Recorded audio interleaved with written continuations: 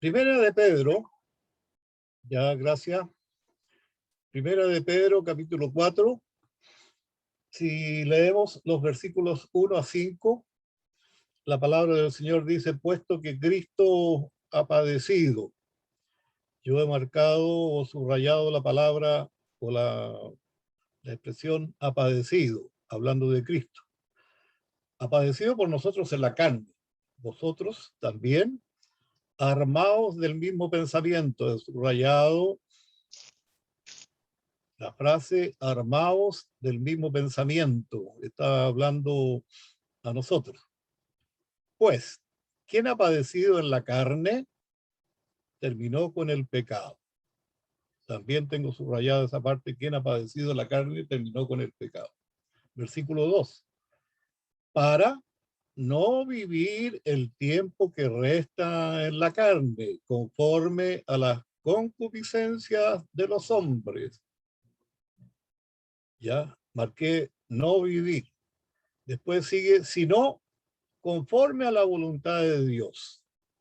Marqué, sino conforme a la voluntad de Dios. O sea, para no vivir el tiempo que resta en la carne, conforme a la concupiscencia de los hombres, sino, o sí vivir conforme a la voluntad de Dios. Y vamos al versículo 3. Baste ya el tiempo pasado para haber hecho lo que agrada a los gentiles, andando en laxivias, concupiscencias, embriagueces, orgías, disipación y abominables idolatría. ¿Ya? Después en el versículo 4, a estos les parece cosa extraña que vosotros no corráis por ellos. O sea, los gentiles que andaban en todo este tipo de cosas que menciona el apóstol Pedro en el versículo 3, les parece extraño de que nosotros los cristianos no estemos corriendo con ellos en las mismas cosas que ellos hacen. Eso es lo que estaba tratando de decir el apóstol Pedro. Versículo 5, pero ellos darán cuenta al que está preparado para juzgar a los vivos y a los muertos. Miraba un versículo que estudiamos en el capítulo 3, cuando cita un salmo, el Salmo 34. Nosotros estudiamos ese pasaje del 1 de Pedro, capítulo 3, los versículos 10 a 12. Mientras leía estos versículos en Pedro, me llamó la atención o recordé este pasaje de 3:10. ¿Por qué lo recordé?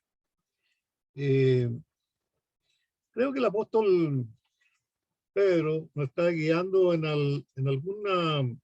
alguna manera a hacernos sentir cuál es el valor que nosotros le damos a la vida. ¿Ya? ¿Qué valor tiene para mí? ¿Qué importancia tiene para usted y para mí la vida? Mi vida, su vida. ¿Tiene en alguna forma o en alguna manera importancia? Es triste cuando uno encuentra a personas que han perdido el sentido verdadero de la vida. Cuando nos olvidamos de que Dios nos ha creado a nosotros para que le glorifiquemos y para que gocemos de Él para siempre. Cuando perdemos este norte, como que no tiene mucho sentido la vida, ¿ya? Y entonces es una buena pregunta para pensar. Y me vino a la mente este pasaje de Primera de Pedro, capítulo 3, empezando en el versículo 10, porque el que quiere amar la vida y ver días buenos, refrene su lengua del mal y sus labios no hablen engaño, apártese del mal y haga el bien, busque la paz y sígala, porque los ojos del Señor están sobre los justos y sus oídos atentos a sus oraciones, pero el rostro del Señor está contra aquellos que hacen mal. El que quiere amar la vida y ver días buenos, apártese del mal, haga el bien, busque la paz y sígala. es interesante y importante estas palabras que nos escribe el apóstol Pedro, porque en lo que hemos leído en este texto recientemente, eh, hemos aprendido o hemos recordado de que Dios muchas veces permite en nosotros el padecer por algo. Dios muchas veces permite el sufrimiento en nosotros. Y entonces, quizás en más de alguna ocasión nos hemos preguntado, ¿por qué? ¿Por qué Dios permite que uno sufra o que uno padezca? A veces necesidades y necesidades importantes y apremiantes. Y entonces uno como cristiano piensa, ¿cuándo uno está más cerca de Dios? ¿Cuando goza de tener una buena vida? ¿Cuando no tiene ningún problema? Por lo general, uno busca estar más cerca de Dios justamente cuando está en medio de los problemas. Es el tiempo y el momento cuando más le buscamos y más nosotros clamamos a Él. Entonces, si uno quiere buscar una razón o una respuesta de por qué a veces Dios permite que nosotros padezcamos o permite el sufrimiento, es en alguna manera para que nosotros podamos estar más cerca de Él. Y es cuando nosotros más le buscamos. Y también porque de esa manera nos aguarda de que nosotros hagamos el mal o que recordemos nuestra vida de gentil, como lo describe el texto, y que nosotros volvamos a ello. Yo creo que también el Señor permite que muchas veces nosotros padezcamos necesidades y apremiantes necesidades para enseñarnos lo que es el valor apropiado de la vida. ¿Cuántas veces hemos pensado, qué soy yo sin Dios? ¿Qué sería mi vida sin Dios, sin la presencia de Dios? ¿Qué sería de mí sin la presencia de Él, de su Santo Espíritu? ¿Qué sería mi vida sin la presencia del Señor Jesucristo en nuestras vidas? Entonces, cuando uno viene a la mente o le viene a la mente el buscar alguna razón de por qué Dios nos permite a veces sufrir o padecer, allí tenemos alguna respuesta. Yo creo que otra razón es para que nosotros no tengamos más alto concepto de sí que el que debemos tener. No tengamos más alto concepto de sí que el que nosotros debemos tener. Si usted ha estudiado o ha escuchado alguna predicación, alguna enseñanza sobre la mayordomía, por ejemplo, la Escritura nos enseña que nosotros somos mayordomos de Dios, que nada lo que somos y nada lo que tenemos es nuestro, es de Dios, ¿ya? Y entonces Dios muchas veces nos bendice, ¿ya? Pero debemos saber que nos ha dado a nosotros la responsabilidad de administrar y de reconocer siempre que todo lo que nosotros tenemos o recibimos viene de la mano de Dios. Y eso evita el orgullo y el tener para nosotros el alto concepto de sí que mucha gente que no conoce a Dios la tiene, en el sentido de que todo lo que es y todo lo que tiene, dice que ellos ha sido el resultado de su esfuerzo, de su trabajo, de la capacidad que ellos tienen. Eso lo hemos escuchado.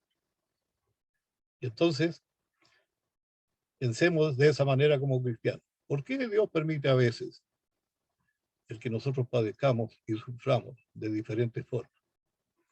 Y la respuesta que encierra todo esto es para que nosotros, en alguna manera, le busquemos y nos acerquemos más a Él. Un pensamiento del versículo 1, puesto que Cristo ha padecido por nosotros en la carne, vosotros también armados del mismo pensamiento, pues quien ha padecido en la carne ha terminado con el pecado. Cuando el Señor Jesucristo puso fin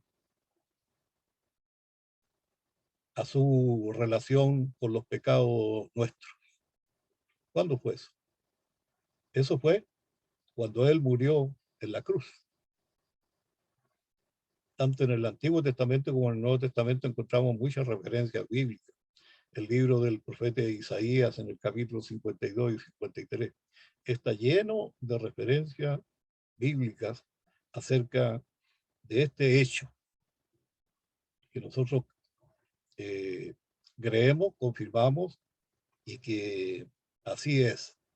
Cristo puso fin a su relación con los pecados de nosotros cuando Él murió en la cruz. El castigo que yo merecía por mis pecados, el castigo que todos nosotros que estamos presentes en esta reunión hoy día, el castigo que todos nosotros merecíamos por nuestros pecados, Cristo los llevó en su propio cuerpo. Ustedes recordarán el estudio que hicimos de Primera de Pedro 2, el versículo 24. El mismo llevó nuestros pecados en su cuerpo, dice el texto, sobre el madero, sobre la cruz. ¿Para qué? Para que nosotros, estando muertos a los pecados, vivamos a la justicia. O sea, por las heridas de Cristo, nosotros hemos sido sanados. Sanados. Fue en su carne y en su cuerpo que el Señor Jesucristo pagó el castigo por los pecados de todos nosotros. Cristo ya no tiene él mismo ninguna relación con el pecado a causa del hecho de que él resucitó de entre los muertos. La última palabra de la cruz que el Señor dijo, consumado es, ya está todo hecho. Dios puso en él toda la ira que tenía por causa del pecado de todos nosotros en su muerte. Pero todo esto se terminó cuando él resucitó de los muertos, se levantó triunfante de la tumba, venció la muerte, venció el pecado, venció a Satanás. Y entonces, ¿dónde se encuentra él ahora? También encontramos referencias bíblicas acerca de ello. Cristo se encuentra en el cielo, a la diestra de Dios Padre, con un cuerpo que está completamente dedicado al servicio de Dios. ¿Por qué? Porque Jesucristo es Dios. Jesucristo es Dios. Y entonces Él está disfrutando de un acceso completo y libre a Dios, el mismo que tenía antes de humanarse, antes de Él hacerse como uno de nosotros y venir a este mundo y a esta tierra. A nosotros, por causa de la muerte del Señor Jesucristo en la cruz, a nosotros nos ha hecho sus hijos. Nosotros somos hijos de Dios. Nosotros somos herederos y coherederos, como dice la Escritura, juntamente con Cristo. Y entonces el apóstol Pedro nos presenta aquí de una manera muy clara que cada uno de los que estamos acá hemos renacido por la palabra de Dios. Hemos renacido por la palabra de Dios. El Espíritu de Dios, usando la palabra de Dios, produjo un hijo, produjo una hija. Y ese hijo y esa hija de Dios ahora tiene una nueva naturaleza. Para no vivir más como vivíamos antes o como el apóstol Pedro menciona en el texto, para que ya lo que vivimos en el tiempo cuando éramos gentiles, ya eso quedó atrás, quedó en el pasado. ¿Por qué? Porque, como dice el texto de 1 Corintios, si alguno está en Cristo, es una nueva criatura. Las cosas viejas pasaron y aquí todas son hechas nuevas. Y lo importante de ello es que la nueva naturaleza que tenemos, la tenemos de parte de nuestro Dios, de nuestro Padre y del Señor Jesucristo. Con esto voy a concluir. Hay una ilustración bíblica que es muy conocida a nosotros y que calza, yo encuentro que calza muy bien con esta verdad que nos plantea el apóstol Pedro en su epístola y en este capítulo 4. ¿Quién no conoce, por ejemplo, la parábola del hijo pródigo? Es a todos nosotros conocida esta parábola. Usted la encuentra en el Evangelio de Lucas, el capítulo 15, y los versículos 11 y por largos versículos adelante nos narra esta parábola del hijo pródigo. Y en lo medular, podríamos decir que cuál fue la parte final a la cual llegó este hijo pródigo después de haber salido a su casa. Y el texto lo dice que el hijo pródigo fue a parar a una posilga. Posilga. ¿Por qué fue a parar él a ese lugar cuando él no era un cerdo? Llegó a ese lugar, incluso dice la escritura que se alimentaba de todas las algarrobas que le daban a los cerdos y comía con ellos. ¿Por qué? Si él no tenía una naturaleza de cerdo, ¿por qué él llegó a ese lugar? Él tenía la naturaleza de su padre, de un padre que, preocupado por la salida de su hijo del hogar, no había día, no había noche en la que él no estuviera preocupado por su hijo y esperando cuándo sería el día que él regresaría. Él tenía la naturaleza de su padre. Este hijo pródigo, esa naturaleza tenía.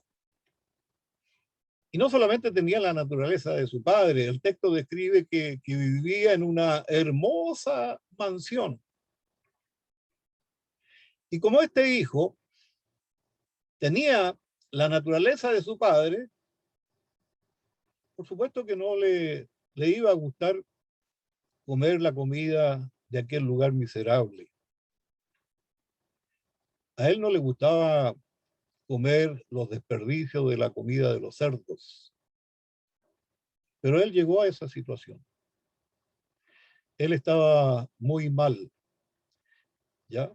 Porque teniendo la naturaleza de su padre, estaba acostumbrado él a comer comida abundante y exquisita, sentado a una mesa limpia y servido con prontitud. En otras palabras, este hijo no tenía nada en común con aquellos cerdos porque poseía la naturaleza de su padre. Apliquemos esto a lo que nos dice Pedro. Los gentiles viven de una manera y describe de la manera como los gentiles viven. Y dice que nosotros, antes de conocer a Cristo y tomar la naturaleza de Cristo y ser hijos de Dios, nuestro Padre, y del Señor Jesucristo, vivíamos y hacíamos lo que los gentiles hacían. Y entonces ahora siendo hijos de Dios, por supuesto, cada vez que somos llevados o tentados a hacer las cosas que antes hacíamos, deberíamos sentir esa incomodidad de sentirnos que estamos en un lugar extraño y haciendo cosas extrañas que no corresponden a la nueva naturaleza que nosotros hemos recibido de nuestro Padre Dios. ¿Qué nos dice el apóstol Pedro? Nos dice que nosotros ahora estamos identificados con Cristo como nueva criatura.